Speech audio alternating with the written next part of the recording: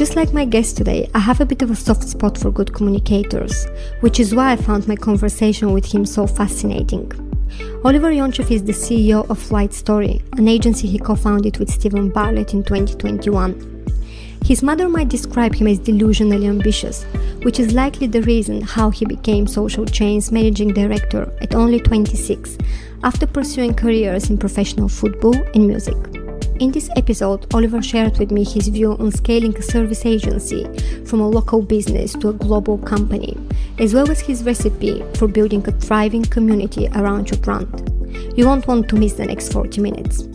And a quick side note from me, while recording this episode, I had a bit of a nightmare experience. Imagine all the technical difficulties at once. So I apologize in advance for any audio quality issues, but I hope that the quality of the conversation will make up for it. Enjoy.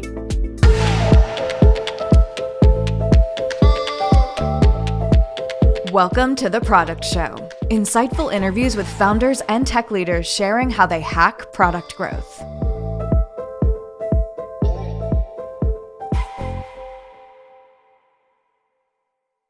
Hi Oli, how are you doing? I'm good. I'm in the midst of a snowstorm in London. No, I'm joking, it's just rain, but unusual weather for this time of year. Yeah, sharing the same city, so I'm kind of experiencing the same pleasure today.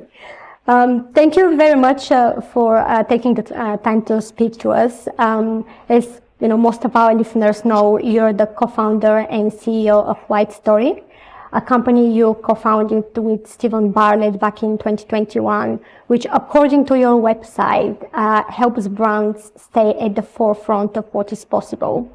Before that, you were the managing director of Social Chain, that back at the time was one of the most influential marketing agencies in Europe. But before we dive deeper into your journey as a business and marketing expert, I just want to learn a little bit more about you, who you are, what are the earliest memories and experiences that you believe shaped you as the person you are today. Wow, you're going in strong. What It's probably worth saying I had a really good childhood, very close family. I am a byproduct of a holiday romance. My dad's Bulgarian, my mum's from the UK. So yeah, that probably shaped me. In terms of memories, so one of them that stands out to me, when I was young, my dad always used to tell me, very Eastern European thing to say, he used to say, you're mentally strong, you're mentally tough. So whether that was true or whether I just grew up believing that, I had an inbuilt belief that I would be able to deal with anything that life throws at me, whether that's pressure, whether that's hardship. And I went on through my adolescence and into my adult life believing that. So that probably shaped who I am and gives you probably some good foundations and tools for business. Yeah, no, I agree. I'm Bulgarian, by the way, as well. I didn't know that you're half Bulgarian. I'm 100% Bulgarian. Yeah, I used to spend a lot of time growing up there. Most of my holidays when I had more family in Bulgaria. So my youth, I spent a lot of time Sofia, Velengrad, Bansko, Sunny Beach, of course. Who hasn't been there? You haven't been to Bulgaria if you haven't been to Sunny Beach, right? No. Okay, perfect. I can check some of your Bulgarian later. I'm just curious how your accent is. Are you fluent? Can you speak Bulgarian? Or? I'll tell you a funny story, actually. I don't know if this is probably bad parenting, so I'm going to throw my parents under the bus. When I was young, I would be asked a question in English and I'd respond in Bulgarian. And vice versa. So I stopped learning Bulgarian growing up. So I could say a few phrases, but I can maybe listen to a few things, but that's as far as I go. Yeah, I see. I mean, I have the same thing. My son, he's born here in the UK. He's 7. He understands when I'm speaking, and I'm always speaking to him in Bulgarian, but he always replies back in English. And I don't think, because it's a hard language, it's difficult to learn. So I think I'm going to have this challenge. It's very different. That's the thing. So it was decided that I would bail on one of my languages, and considering I was in the UK, it was Bulgarian, unfortunately. I do wish I kept. I do wish I kept it up. Maybe I revisit it at some point. I heard that you wanted to become a footballer when you were growing up. Just curious how long from your childhood you spent on this dream, and why did you just give up on it, and why did you decide this is not for you? At what point you decided, I'm just, starting something else? Yeah, that was all I wanted to be when I was growing up. I wanted to be a football player. My dad was obsessed. They used to play at a high level, at youth level. And then the reason I stopped was I became a teenager. It was at the time when you start picking college. And I got my first offer to play semi-pro. So this is the first time you were about to get paid, leaving the youth leagues and going and playing with adults. And you're about to get paid. So this blew my mind, the idea that I could play football and get paid. It wasn't a lot, but that was a step up. And I got a hernia at the time, so I had to have an operation. It took me out the start of the season. And at the same time, I was picking to go to college. So I studied music at college, and it just meant that my paths, I started to pursue more music and became more interesting and was filling my time with music. And it was at that point where you have to start making decisions and be really committed.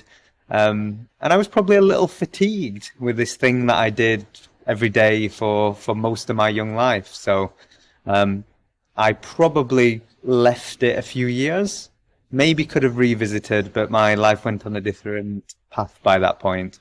Sport's a wonderful thing to grow up on. Any sport, right? I think life is competitive. We're competing in work, we're competing in business, we're competing in relationships, you name it, there's competition, right? So I think what sport does, it does a couple of things. Brings out the competitive nature. It teaches you how to lose, you don't always win. And I think it's good to take losses. You learn a lot in your losses.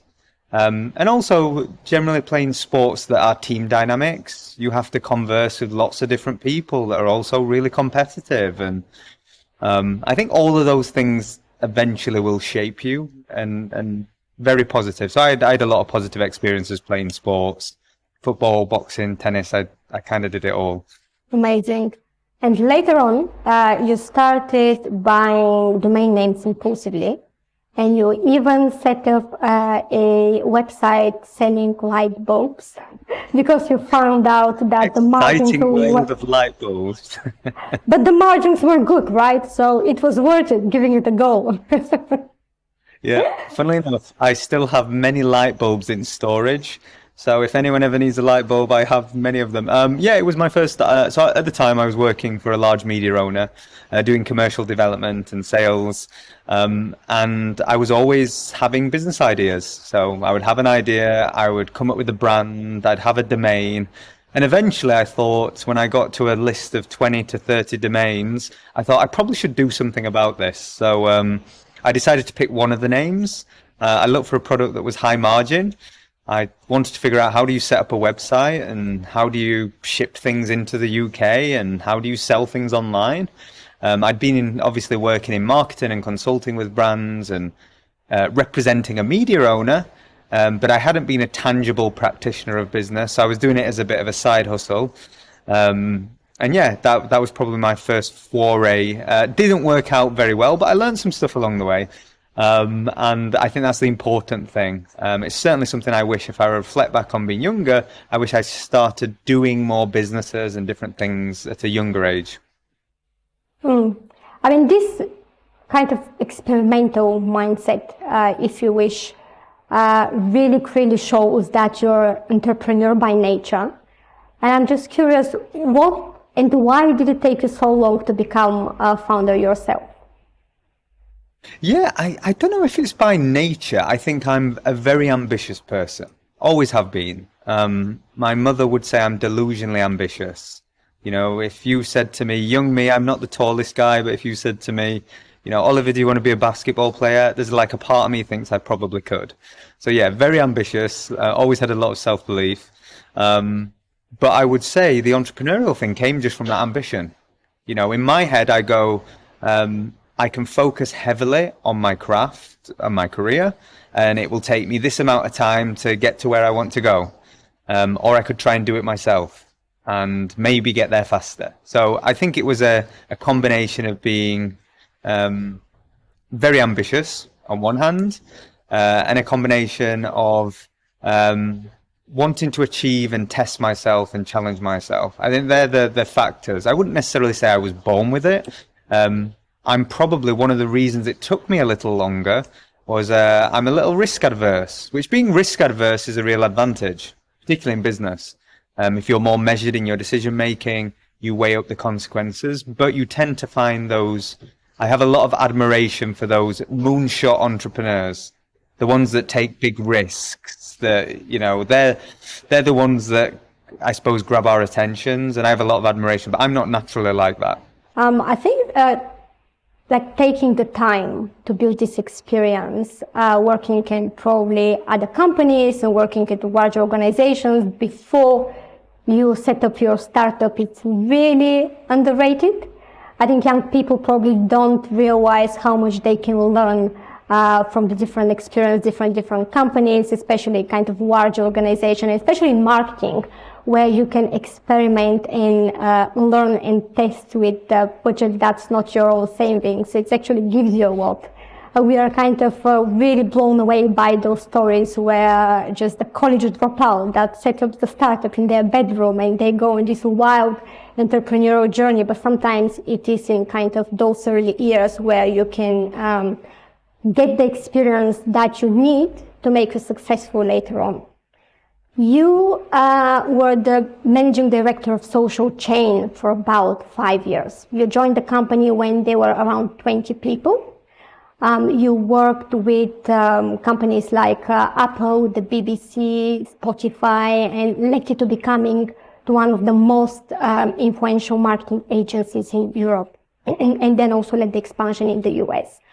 Why do you think you are the best person for the job? What are your kind of best leadership attributes that help you? Yeah, I think there was a couple of things. It was a young business. Had a lot of qualities that I admired, incredibly entrepreneurial.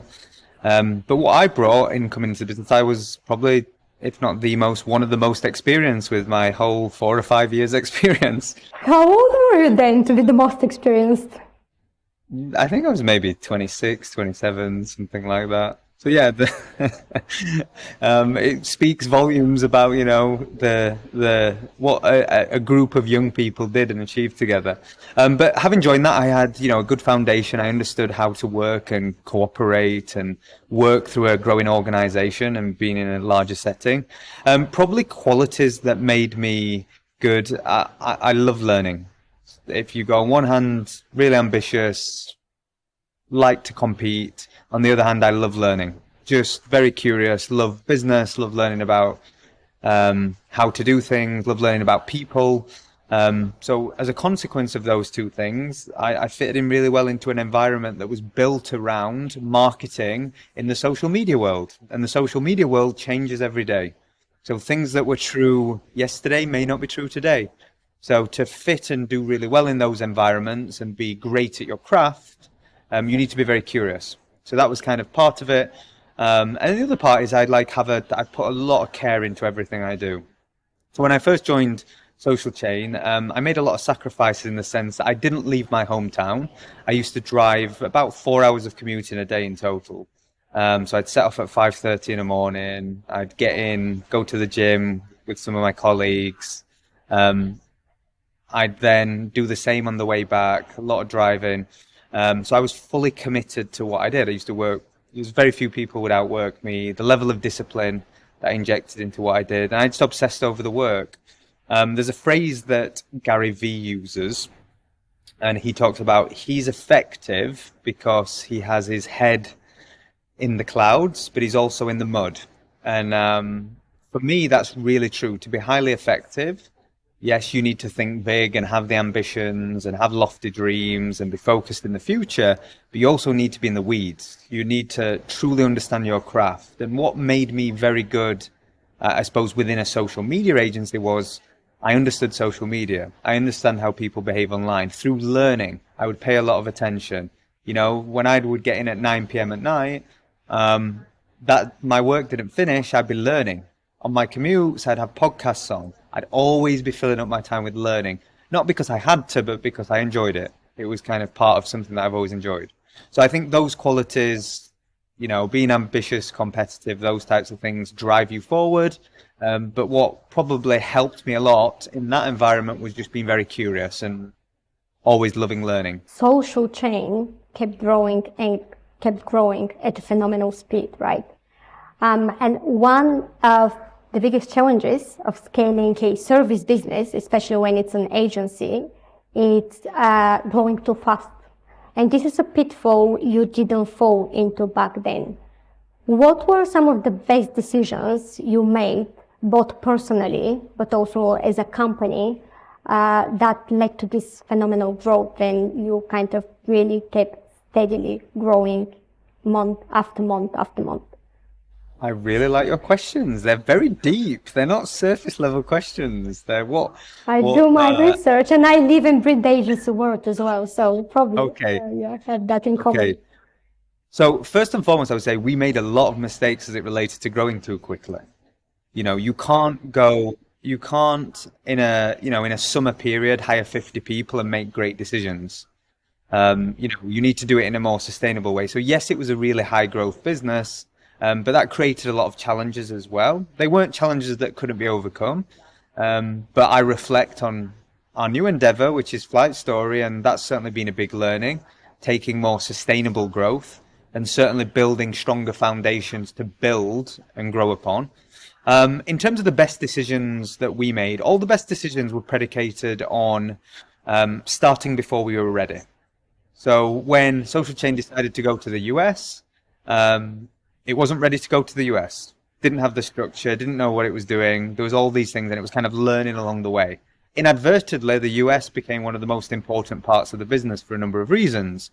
It gave us a strategic advantage as a global business. We were able to win global accounts because a lot of global accounts are dictated to in US territory from global brands. So that gave us some advantages, and we were truly able to be global. So I think that's one example where we took a step before we were ready, because there is never no perfect time in business, so taking those steps, I think. The other thing that probably set me apart personally, I make decisions pretty quickly, whether they're right or wrong. I have humility to say when I'm wrong, but I tend to make a decision and be at peace with it rather quickly. So I think that ability to reiterate and make decisions fast is a big advantage. And then I'd be remiss if I didn't say my best decisions made were when I hired great people. And for me, great people, some of them were like real big value adds to the culture. Some of them elevated the quality of our work. I learned from them. Some of them were just great managers, great team players. So all for different reasons. I have different people in different categories. But yeah, when we make good decisions, agencies are built on just great people thinking minds. So if you can have a room full of the best thinkers, you probably won't go far wrong in running an agency. Oh no, I'm so passionate about this topic and exactly what you said. In my view, in an agency world, people are the product. You don't really have a business if you don't have the right people by your side. And they're the ones, finding the right talent, motivating them, retaining them, and making sure that they're by your side while you're growing. It's one of the, the main thing that the business really can stand on. I'm just curious, what are the qualities you're looking for in people, other than the hard skills, obviously, when hiring team members to make sure that you have, the best team in the industry? Yeah, I think your hiring decisions should be anchored to your company values. So that should be a foundation. For us, Flight Story, we're a very ambitious business. So we're very ambitious. We have very high standards as it relates to our work. We want to achieve great things. So if you build from there, there's certain qualities that would lend itself to that type of mindset, right? I have this thesis, and I think you can't go far wrong if you hire lots of optimistic people that are nice. Like genuinely, like you spend a lot of time together, you collaborate. I would much rather be in a room full of nice people that are optimistic. There's a role for pessimism, but just just people that bring up the morale. I think that's a good environment to be around. So that's a first and foremost.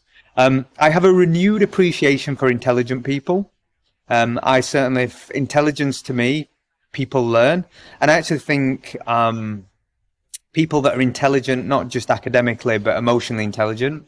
I think intelligence comes in many forms. So I think people that excel in intelligence, they usually adapt very well. And that's really important in a startup. You know, when things change all the time, you need people that are good at adapting. And then probably the final thing that I really look for in people is curiosity, particularly for us at Flight Story. People who love to learn. I've been a benefactor of being a lifelong learner, and I think those that have that curiosity and always want to learn, they always stay, they elevate, they keep pushing what they're capable of. So yeah, that to me, they're qualities. And probably the last thing, if I go, where do I have a soft spot for? As someone that's worked in sales and commercial development and business development for a lot of my career, I have a soft spot for great communicators. And that can be people that are great writers, you know, can take their ideas and thinking and distill it down in writing, or can speak it very well, be very eloquent. I have a soft spot for good communicators. Awesome. And while we're on the topic of good communication, can you give me the elevator pitch of Flight Story? How are you guys different from a traditional agency? Why are clients choosing you over your competitors? And to be honest, I'm really curious, how is the company different from Social Chain? Yeah, definitely. Good question. I will give you 3 answers to this. I'll give you the client pitch. I will tell you our corporate pitch. And then I'll tell you probably how we differ. I think foundationally, so if I'm speaking and if I was to say what makes us different about our work, I think agencies would be all lying if they said they're uniquely, wildly different. You know, agencies are groups of people that do work. So do I think we have one of the best teams in the industry? Absolutely, but I'm biased, right? So part of me would say our point of difference is just having really great people. But I'll build on that in a second. In terms of what we do, our mission, or why we exist, is we keep brands at the forefront of what's possible. And for me, that's a really important bedrock, because companies, the world that we live in now is more complex than it's ever been. Things change at an exponential rate. The things that are relevant today and the things that are going to be relevant in the future, that gap continues to close. So if you build a company, an organization, a group of people that are comfortable adapting to change, embrace it, turn change and challenge into opportunity, you have a very good foundation for a business. And we distill down, we do lots of services, but we focus on 3 core areas. Strategy. We help companies think and solve problems. And for me, great strategy is often less about what you do, but more about what you don't do. When we are burdened with choice and you can do many things, it's about focus and intention. So helping companies be focused and intentional with their work is part of what we do. The next is content. Creativity is a superpower in my view. In every sense of the word, we put a lot of thought into our creative teams and our functions, and we have great design, video, animation capabilities within our walls. And the final thing we do is media. The media landscape is fragmented. It sits in individuals, creators, websites, blogs, channels. There's a whole spectrum of media available. So we pay a lot of attention to helping companies distribute their communication in the right way. So that's what we do for clients. If I would say what's our point of difference from a business at a corporate level, we are very aware, part of our corporate strategy is to invest and acquire the best-in-class service capabilities. So the services we do today are one thing. The services we will do over the next 3 to 5 years will continue to expand. And one of the things that gives us a point of difference, when you look at incumbent advertising agencies, they have grown and built through mergers and acquisitions. The challenge with mergers and acquisitions is if you don't do it correctly, you end up as a group of companies that don't communicate, don't have aligned incentives, aren't greater than the sum of their parts. They don't share experiences, they don't share talent, they don't create opportunities. And that's how most large network agencies operate. Our point of difference is that through our M&A activity, investing, acquiring companies, we move into an integrated model. So when we invest in a business, they become a flight story business. We have a single client solution. We have a single marketing solution, and all the back-end support, being finance, HR, operations, these things are encumber businesses of a certain size. So if you build the consolidated central functions that mean companies can just focus on doing great work, you end up with better outcomes. So in my view, traditional incumbent advertising groups and agencies, in their world, 1 + 1 = 1.5. And I think in Flight Story's world, 1 + 1 should equal 3, because we've been very thoughtful about how we structure the company and the companies that we choose to invest in. And that's been a lot of our mission. Going back to what I said earlier, just around people, what makes our point of difference. When we launched the company, we were very focused on the finance sector. And as a consequence of that, we brought in a lot of people from different backgrounds, from consulting, from finance. Obviously, we're from marketing, digital media, creative. Bringing together that collective experience has been transformative to us. You know, seeing people with, 8 to 15 years of consulting experience come in a more creative, freeing environment, they've just been supercharged in their skill set. Having creatives work with really phenomenal business operators, people that are really good generalists that are able to connect the dots. It's just seen the standard of our client servicing just really elevate. So I have a renewed appreciation for assembling teams that have come from very different backgrounds. And I would say that is a big point of difference for us. Amazing. Have your focus from financial industry shifted to somewhere else, or you're just operating more broadly at the moment? So we service 3 sectors more broadly, or 3 broad industries. Bearing in mind our unique aspect is we help companies navigate change and stay at the forefront of all change. Sectors that go through a lot of change, finance is one, and that's where we started. There are a whole suite of emerging technologies, from biotech to Web3 to, machine learning, AI. So we support a lot of technology businesses. The great thing for us and our background is the finance industry and the technology industry all have communication problems. They're all highly complex, and distilling down what they do in a really clear, concise, relevant way consistently is not a skill they typically have.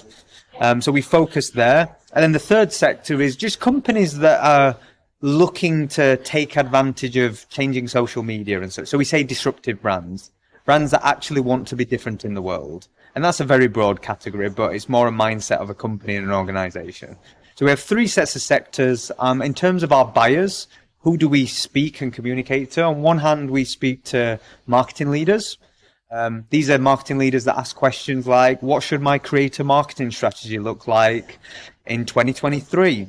Should I launch an NFT collection? These are questions that marketers ask themselves. So we want to be a partner for those on a tactical level. But we also want to support management teams and C-suite on big problems. They have reputational challenges. There's headwinds in their commercial model. There's new disruptors coming into their sector. How do we support them through a range of services there? So our 2 buyers are marketeers and then management teams as well. Let's talk a little bit more about building communities, because I know you're an expert at this. Many companies believe, and I would say wrongly assume, that having a large social media following equates to having a community. While in reality, 90% of them, they don't really have a community. They have just impressive social media numbers, which is very different. What is the ultimate definition for you of community?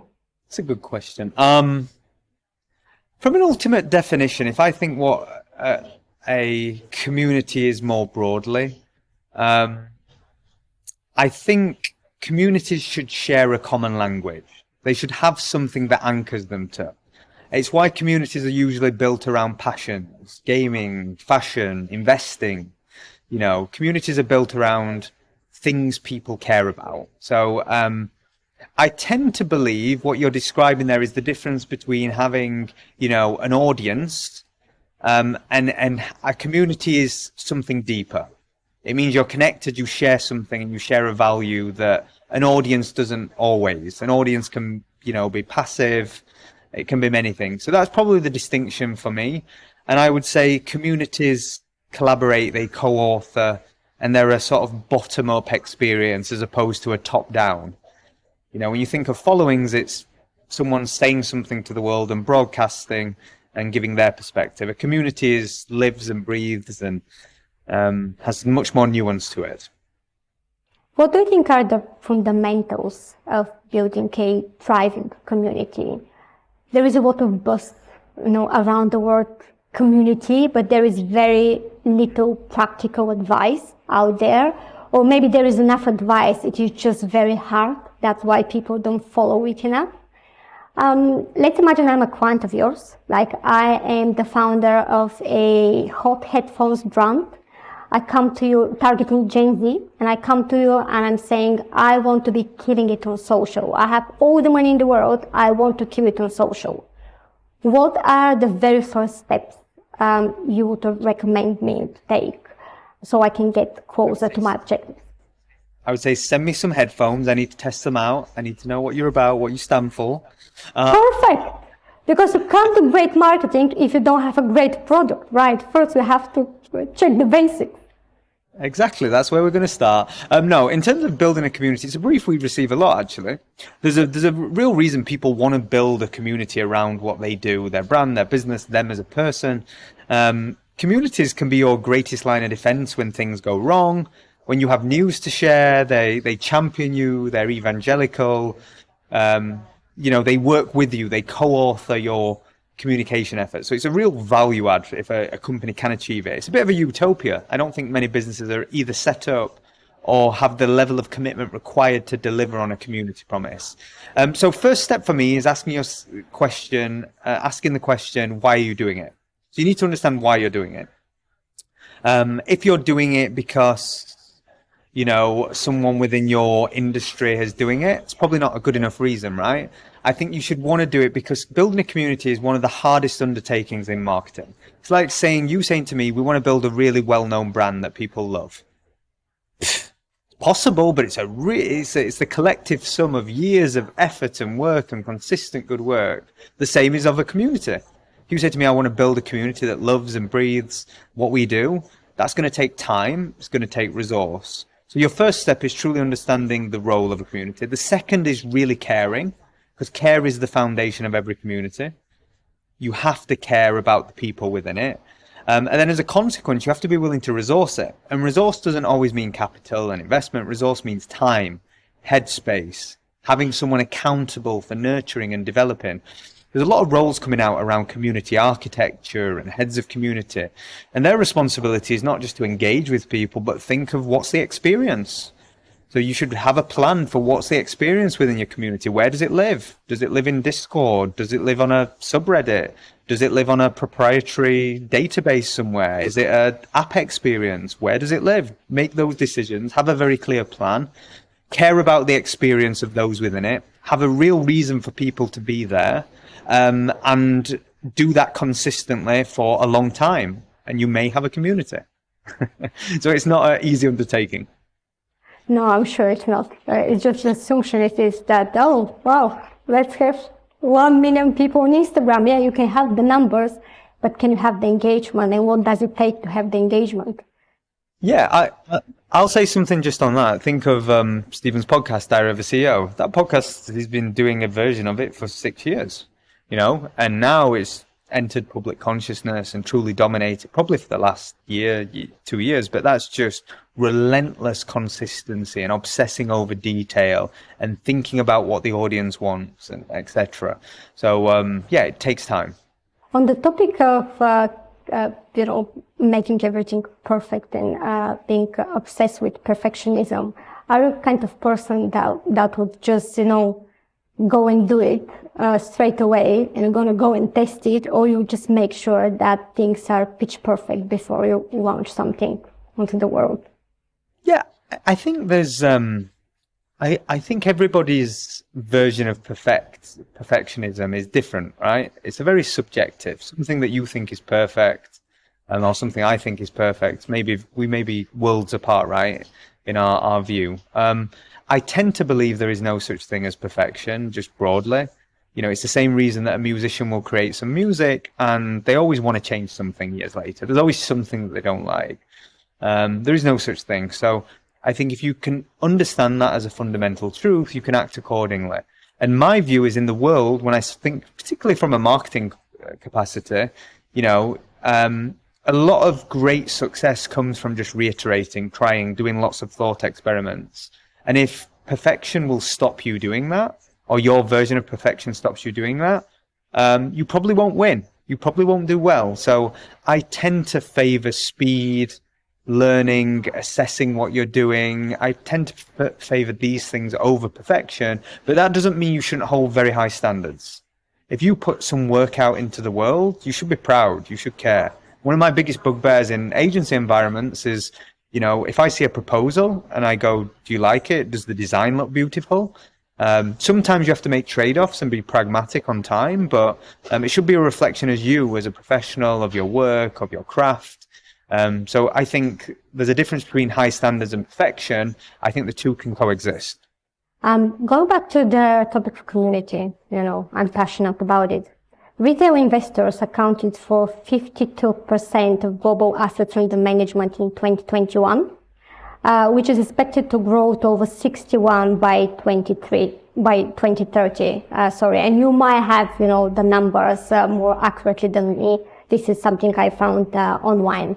But what I think this is really saying, and what is super important for all us to keep our eyes on, is that the average individual has a growing influence on a company's future, which means that your community, your social media audience, your brand reputation might be more important than your financials in the coming years.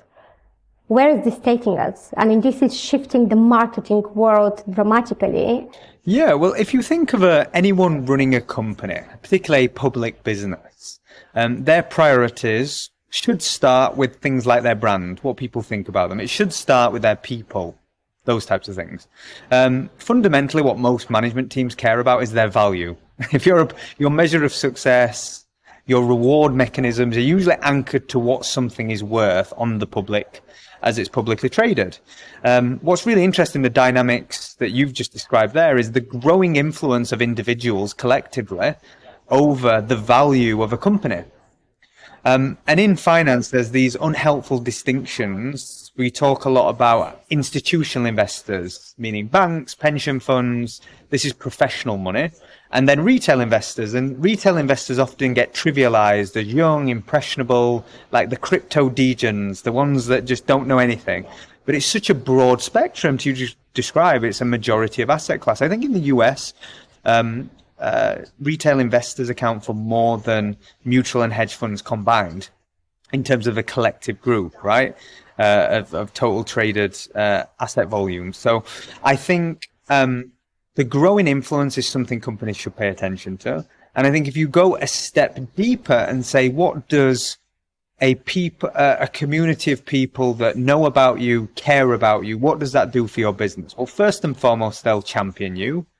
Second to that, they'll defend you when things go wrong. And defending you when things go wrong in public markets is really important. When you don't meet expectations and you have an army of people that do the analysis and tell you why you haven't met certain expectations, that is persuasive. And the distinctions between institutional and retail aren't always helpful because we all have similar influences on our lives. We're all influenced by the news. We're all influenced by our peers. We're all influenced by a lot of online factors. So I think public companies have done things a certain way for a long time as it relates to their investor relations efforts. And I think it's so important now that they recognize the new world around them and actually start to put a lot of thought into how are they communicating with retail investors. They should have a retail investor focused strategy that supports any institutional strategy that they have within their walls. So it's a good question. I don't think it's a question enough big, large organizations ask themselves enough, but they probably will over the next couple of years as this momentum and this democratization of financial markets more broadly continues to evolve. On the topic of democratization, I know you are into Web3 and blockchain. In the last couple of years, we've seen an unprecedented amount of enthusiasm, even cult around newly created projects.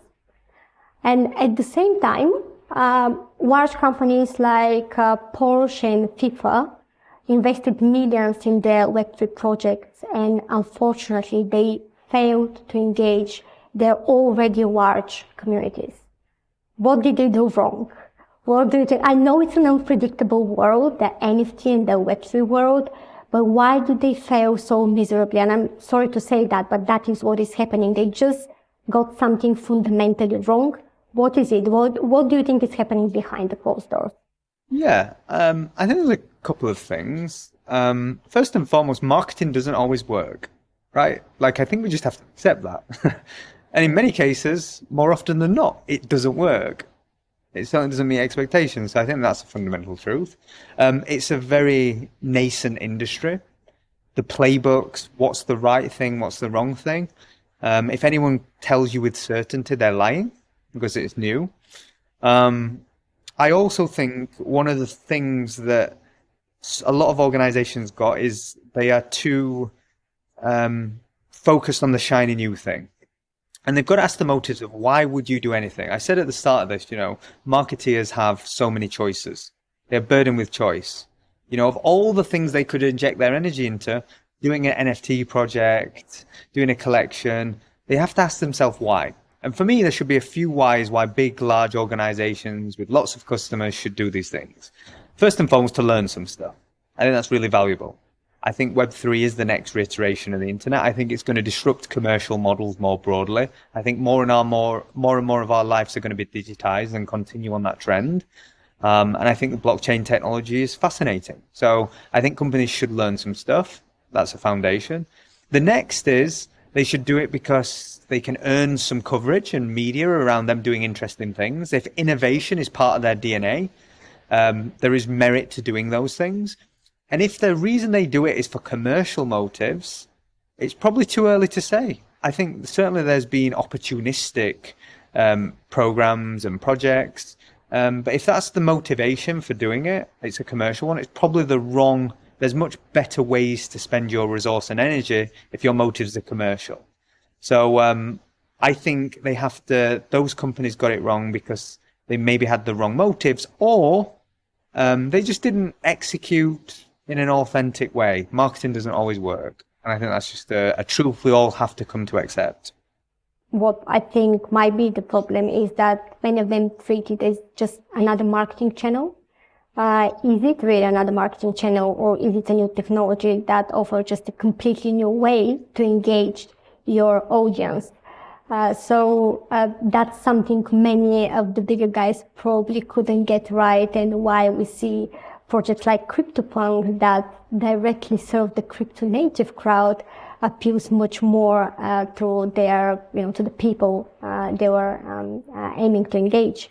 Just on that, our first job with any organization is more one of education, is really showing them the art of possible. So yes, it can be a marketing initiative, and yes, you can create a loyalty program that's, through the vehicle of an NFT, right? But what they also do is they should understand how this can affect potential future verification. They can use it as a mechanism to verify their products and services. They should be thinking about how this may affect their supply chains and authentication. There are a lot of reasons that they should explore this technology. It seems that the marketing functions are front running this, but really I think other parts of a business should pay attention. And that's generally what we try and do, is take a more holistic approach. And marketing is a great arena to test some things and to learn some things. But it should then be all about taking intelligence and then informing business decisions more broadly. I have a bit of a cheesy question for you. If you had to choose just one social media network to focus your efforts on in the next, let's say, a couple of years, which one would you choose and why? Where is the future? So I'm gonna give two perspectives. I think TikTok is going to be a dominant platform for a few years until something decides to change that. Till someone comes along and creates a new experience that's different, that's more compelling. So I think TikTok wouldn't be a bad area to focus your time on. Personally, for me, as someone that is growing a business, LinkedIn, both present organic opportunities, both really nurture their creator community.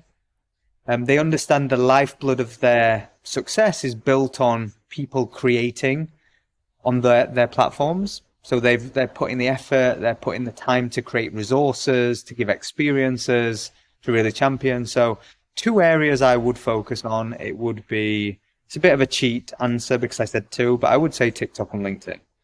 It's been an absolute pleasure meeting you, Oli. Thank you very much for your time. And before I let you go, when are we going to see you on the Diary of a CEO? When are you going to see me on the Diary of a CEO? You know what? I think the show is getting too big for me right now. I don't think I can stand up to the caliber of guests that are on there right now. However, I'd probably, if there is a time, I would like to save it for a big moment in our company history. So if at some point we take the company public or something of that endeavor, feels like a good time to make my DOAC debut. I'm looking forward to this episode.